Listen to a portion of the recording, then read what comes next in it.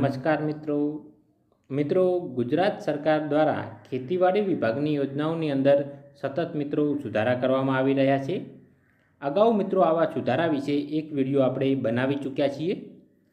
આ વખતે સરકાર દ્વારા ખેતીવાડી વિભાગની યોજનાઓની અંદર બે કાર્ય પદ્ધતિ નક્કી કરવામાં આવેલ છે, જેની અંદર સૌપ્રથમ કાર્ય પદ્ધતિ નંબર 1 જ્યારે બીજું કાર્ય પદ્ધતિ નંબર 2। ખેતીવાડી વિભાગની કુલ 25 યોજનાઓ છે, જે પૈકીની 13 યોજનાઓનો સમાવેશ એ કાર્ય પદ્ધતિ 1ની અંદર કરેલ છે, જ્યારે બાકીની 12 યોજનાનો સમાવેશ એ કાર્ય પદ્ધતિ નંબર 2ની અંદર કરેલ છે।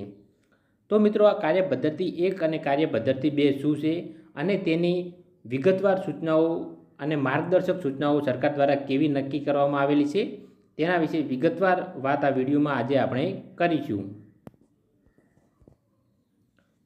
સૌપ્રથમ કાર્ય પદ્ધતિ નંબર 1, તો એની અંદર કઈ કઈ યોજનાનો સમાવેશ કરેલ છે, તો જે એગ્રો સર્વિસ પ્રોવાઈડરની જે યોજનાઓ આવે, પાણીના ટાંકા, પાક સંગ્રહ ગોડાઉન, પાક મૂલ્ય વૃદ્ધિ, high tech lab, farm machinery bank, ડ્રોનથી છંટકાવની યોજના, તાડપત્રી યોજના, સોલર પાવર યુનિટ યોજના, તારની વાડ માટેની યોજના, પાક સંરક્ષણ સાધનો જે પાવર સંચાલિત આવે છે તે, વોટર કેરિંગ પાઇપલાઇન અને સ્માર્ટફોન।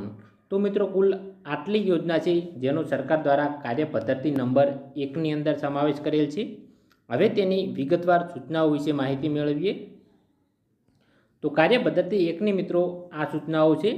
સૌપ્રથમ તો જે ઉપરની યોજનાઓ જે અગાઉની સ્લાઇડમાં જોઈ તે યોજનાઓ માટે નાણાકીય જોગવાઈની મર્યાદા પ્રમાણે અરજી લેવામાં આવશે અને પ્રાયોરિટી લિસ્ટ મુજબ પૂર્વ મંજૂરી આપવામાં આવશે। એટલે કે આ યોજનાઓ માટે તમારે વહેલા તે પહેલાંના ધોરણે અરજી કરવાની રહેશે।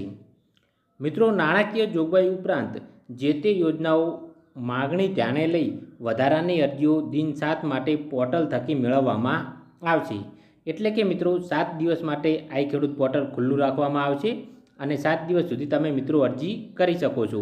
જો તમારી અરજી પૂર્વ મંજૂરીની અંદર નહીં આવે તો તે આવી વધારાની અરજીઓ હશે તે વેઇટિંગ યાદી તરીકે ગણાશે।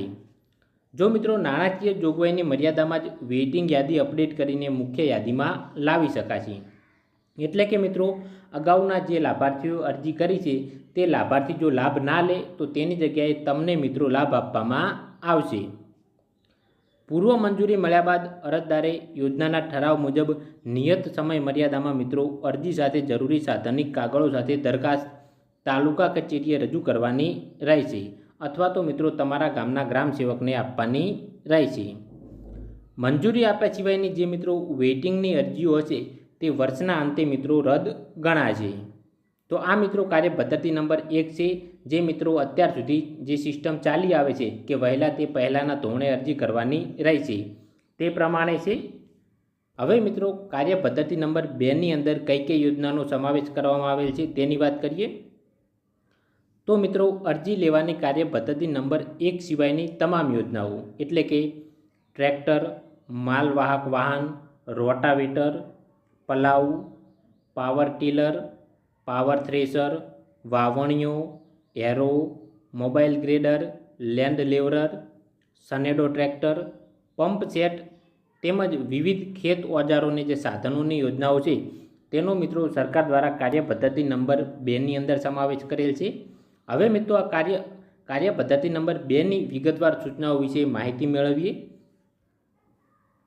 તો કાર્ય પદ્ધતિ 2ની સૂચનાઓ એવી છે કે પદ્ધતિ 2માં સમાવિષ્ટ સાધનો માટે ખેડૂતોએ સાધનની ખરીદી કરી અને મોડામાં મોડું દિન 60માં આઈ ખેડૂત પોર્ટલ પર ઓનલાઈન અરજી કરવાની રહેશે।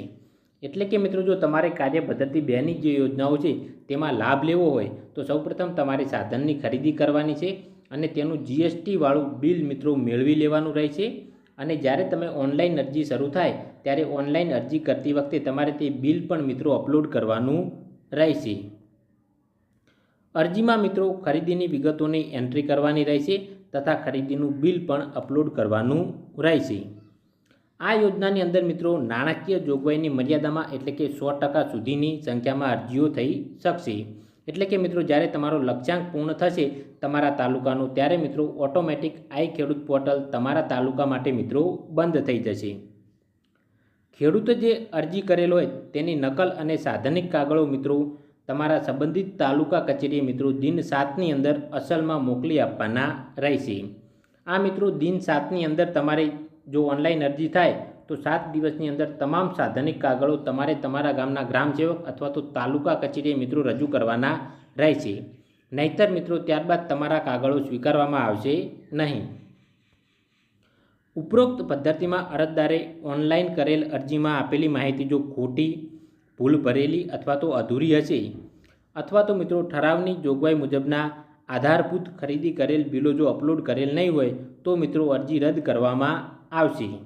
એટલે કે મિત્રો તમારે પાક્કું GST વાળું બિલ અપલોડ કરવાનું રહેશે.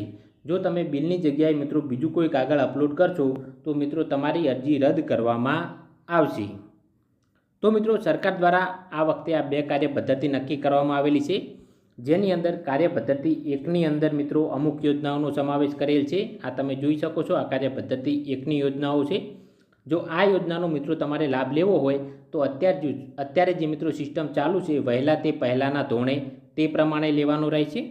અને જો મિત્રો તમારે કાર્ય પદ્ધતિ 2 પૈકીની કોઈ યોજનાનો લાભ લેવાનો હોય તો તેના માટે મિત્રો તમારે સૌપ્રથમ સાધનની ખરીદી કરવાની રહે છે અને તેનું GST વાળું બિલ પણ મિત્રો ઓનલાઈન અરજી કરતી વખતે તમારે અપલોડ કરવાનું રહેશે.